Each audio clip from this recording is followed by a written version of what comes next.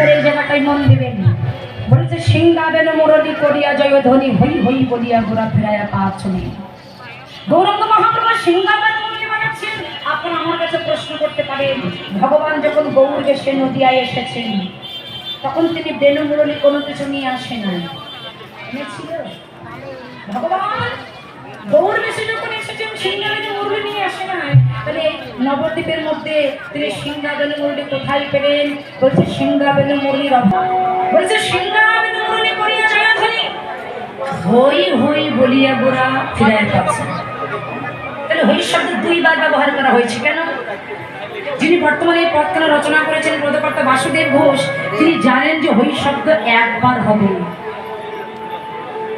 এক হয়ে যখন রাখালিনা ঘটে যায় তখন একসঙ্গে হই হই করতে করতে গোচারণে চলে যায়। তাহলে হই শব্দ বাবা একবার হবে, দুবার হলো কেন? মায়েরা দুইবার হলো কেন? বৈষ্ণব কবি পদকর্তা বাসুদেব ঘোষ মনে মনে চিন্তা করছেন, নিশ্চয়ই আমার হাতের লেখাটা ভুল হয়ে গেছে। গৌর হরি এক পাশে দাঁড়িয়ে বাসুদেবকে লক্ষ্য করে বলছে, গো বাসুদেব, তোমার হাতের লেখা ভুল হয়নি, তোমার হাতের লেখা সঠিক আছে। কেন?